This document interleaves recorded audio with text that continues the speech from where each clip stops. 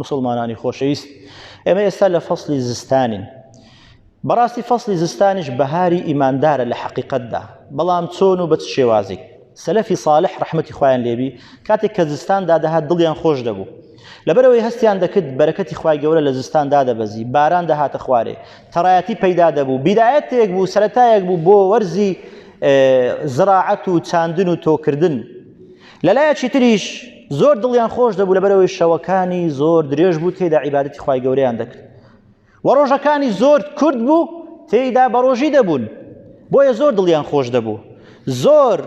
ئەوەندەی دڵیان لە زستان خۆش دەبوو ڕەنگە لە فەسڵەکانی کە دڵیان ئەوەندە خۆش نەدەبوو لەبەرەوەی زستان زۆر پەیامی پێیە یەک لەو پەیامانەی کە لە فەسڵی زستان ئەگەر ئینسان بیری لێ بکاتەوە کە پێیتی بێزگە لەو هەموو خێر و بەرەکەتەی پەیامی ئەوەی پێ قوڕ و لیتاوی سەرجادەکان کاتێک کە ئەو خۆڵە ڕەقا بەهۆی ئەو بارانە نەرم دەبی و خاو دەبی لە بن پێیەکان و قاچەکانی تۆ ئەی ئینسان ئەم قوڕ و لیتاوە پێت دەڵێ ئەی ئینسان تۆش وەکو من ئەو خۆڵەی بەوە من خاو بوومەوە و نەرم بوومەوە من بە ئەمری خوای گەورە خاو بوومەوە ئەرە کاتی ئەوەی نەهاتێ ئەو دڵە ڕەقەی توش نەرم بیتەوە بۆ یادی خوای گەورە بۆ ذیکری خوای گەورە ئەلەم یەئنی للذین آمنوا أن تخشع قلوبهم لذکر الله ئەرە کاتی ئەوەی نەهاتێ بەو زستانەی بەو شەوە درێژانە بەو ڕۆژە کورتانە شەوەکانی کەمێک شەو نوێژ بکەین کەمێک عیبادەتی خوای گەورە بکەین و ڕۆژە کورتەکانی تێیدا بە ڕۆژی بین کە یەک ڕۆژی تێیدا بە ڕۆژی پێغەمبەری خوا فەرمێ 70 ساڵ خوای گەورە لە ئاگری دۆزەخ بە دوورت دەکات بە تەنها بە ڕۆژی بوونی چەند کات ژمێرێک کە لەو وەرزەیدا کە ڕۆژەکانی کورتە بۆیە پێغەمبەری خوا فەرموو الشتاء ربيع المؤمن بەڕاستی زستان بەهاری ئینسانی ئیماندارە لەبەرەوەی طال ليله فقامه وقصر نهاره فصامه بۆیە خۆشەویستان بەڕاستی زستان وەکو پێغەمبەری خوا دەفەرمێ الصيام في الشتاء الغنيمة الباردة بروجبون لفصل زستان غنيمتك لو قري بدست دكوي بكمترين مانديبون ببيوي بتي شر بكي وشر لقى كسبكي بنرمي وبهواشي أجر بعداش تيجي قلق زورت بدست دكويتن بويا سلفي صالح رحمة إخوان لبي كزستان ده هاد ديان فرمو مرحبات لبي أزستان براستي فصل عبادة خوا برستي بويا بەڕاستی ئەبێ لە زستاندا ئینسان مراجعی خۆی بکاتەوە زیاتر بگەڕێتەوە لای خوای گەورە ئیستیغلالی ئەو شەوە دوور و درێژانە بکەین لە زیاتی ئەوەندە خەریکی دنیا و تەلەڤیزیۆن و ئەخبار و فەیسبوک و ئەو شتی تڕوهات و بێمەعنا بین بە ژیانمان تەرخانکەین لە بۆ خالقمان لە بۆ خوا سبحانه وتعالى با ئەو عمرەی کە هەمانە وەکو معاذی کوڕی جەبەل ڕەحمەتی خوای لێبی لەسەر مەرگ زۆر گریا وتیان لەبەرچی دەگری فەرمی لەبەر ئەوەی ئەو هەموو ڕۆژگارم بەڕێکت تێیدا بە ڕۆژی نەبووم ئەو هەموو شەوە دوور و درێژانم بەڕێکت نەمتوانی عیبادەتی خوای گەورە بکەم وەکو پێویست بۆیە خۆشەویستان زۆر گرینگە بیر لەو فەسڵەی بکەینەوە و ئەو فەسڵە سەرمایەکەی ئەبێت جەهەنەممان بەبیر بێنیتەوە چۆن چونکە جەهەنەم دوو بەشی هەیە خۆشەویستان بەشێکی ئاگر و سوتێنەرە و بەشێکیشی زەمهەریرە شوێنێکی تایبەتە زۆر ساردە خوای گەورە بمان پارێزیت پێغەمبەری خوا دەفەرمێ صلی الله عليه وسلم جەهەنەم شەکوای بەرز کردو وتی یا ڕەبی وا خۆم لە ناوە خۆم دەخۆمەوە لەبەر گەرمایی خۆم و لەبەر سەرمایی خۆم دەڵێ خوا سبحانه وتعالى دوو نەفەسی پێبەخشی بە جەهەنەم خوایە بمان پارێزی لە ئاگری جەهەنەم و لە زەمهەریری جەهەنەم بمان پارێزی بۆ خاتری ئیسمی عەظەمت یا رب العالمین خوایە ئەجسادی ئێمە تەحەمولی ئاگری دۆزەخ ناکە خوایە بە گەورەی خۆتمان پارێزی بەڵێ خوای گەورە دوو نەفەسی پێبەخشی نەفەسێک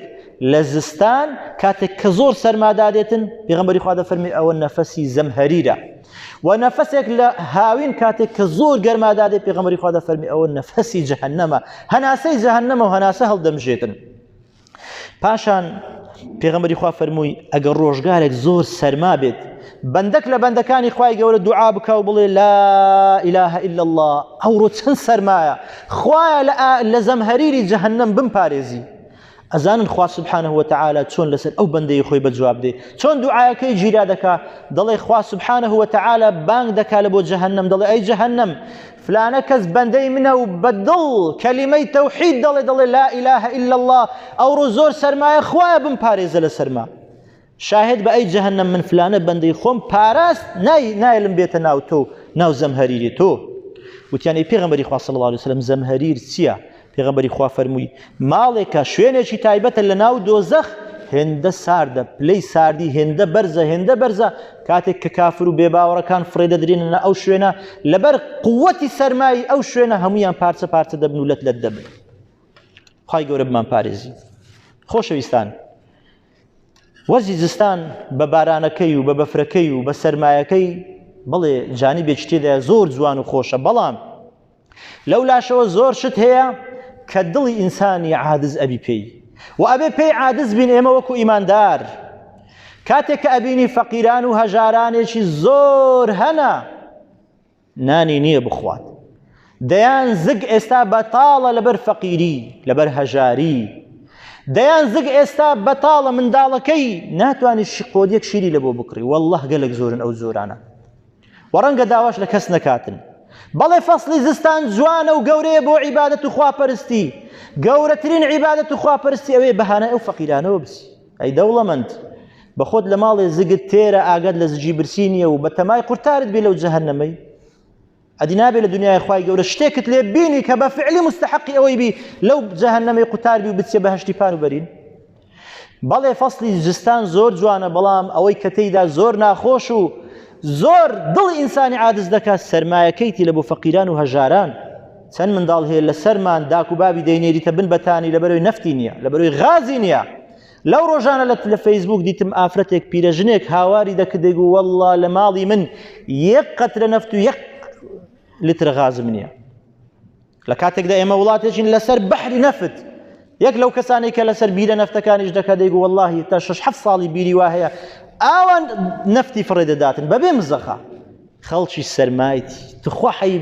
عیب نییە، تخوا حەیف نییە لە وڵاتێکدا بژین بنت بەحری نەفت بی، شەرق و غەرب ئیستیفادە لە نەفتی تو بکە، هاوڵاتی تو قەترێک نەفت نەبی، نەتوانی یەک بەربی لە نەفتی بدەی هاوڵاتی خۆت. وەڵڵاهی عیبە، دارزانە، شەرمە، حەیە. یعنی ئەگەر یەک شەرمیان بەخۆ بیدەبی ئەو خەڵکی بینن سەرمایە بنت بەحری نەفتێ، وەڵڵاهی ئەگەر نەبا کەس گلەی نەدەکرد. بەڵام کە بنت پڕی نەفتە معقولە یەک بەربی لە نەفتی نەتوانی بدەی ئەو خەڵکەی. کاتێک کە دەبینی منداڵی خەڵکی لەسەرمان داک و بابی دەینێتە بن بەتانی، ئەوەیە جەرجی ئینسانی شەق دەکا و لەت دەکا. بەڵام بەرپرسان بەخۆنایە نوتیان لێ بکەین. فەسڵی زستان زۆر جوانە، بەڵام کاتێک کە دەبینی کابرا لەبەر فەقیری نەخۆشە لە مارێکەتیە، پێویستی بە یەک عەمەلیاتی لەوانەیە 2-3 وەرەقی تەکلیف بکە، کەس بەهانای وەناچی، نە حکومەت نە دەوڵەمەندێک. لە کاتێکدا دەبینین بە چاوی خۆمان لە وڵاتی پێمابی ئەڵمانیای بوو نەخۆشێکیان کە کوردی خۆمان بوو جنسی ئەو وڵاتی هەبوو لێرە نەخۆش کەوت لە وڵاتی ئێمە، کۆرۆنای گرت، ئەو وڵاتە یەک تیارەی بۆ نارد 5 دکتۆری تێدا بوو، ئەو نەخۆشیان بردە وڵاتی خۆیان لەوێ عیلاجی. ئەوە مافە، ئەوە حەقی هاوڵات، با هەر کافر بی ئەوە حقوقە کاکە. تۆش هەر بە خۆت بڵێ مسلمان، وەڵڵه ئەو ئیسلامەتی نییە. لە کاتێکدا زجی تۆ پڕبی تۆ لە تێریان بتەقی، خەڵکیش لە فەقیریان بمری. لە کاتێکدا بۆ خۆت گەورەترین خەستەخانەت هەبی، خەڵکی فەقیریش نەیبێ نەتوانێ عەمەلیاتێک بکە. فەسڵی زستان فەسڵێکی زۆر خۆشە، بەڵام بۆ ئەو کە فەقیر و هەژارانە نا کە کرێچیە و سەرمانگ دادێ، هەر کە 15 مانجی دادێ خەمیتی سەرمانگ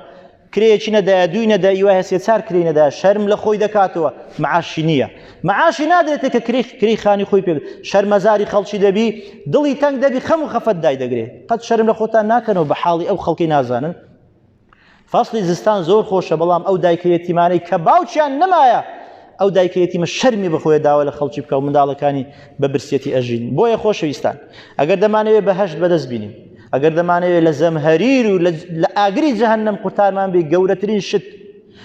عەظیمترین شت، گەورەترین عیبادەت ئەوێت تۆ بەهانای ئەو فەقیر و هەژارانەوە بچ، بەقەدەر توانای خۆت دەوروبەری خۆت تەماشاکە، چێ هەژارە، چێ فەقیرە، چێ بێنەفتە، چێ بێغازە، چێ بێ ئاوە،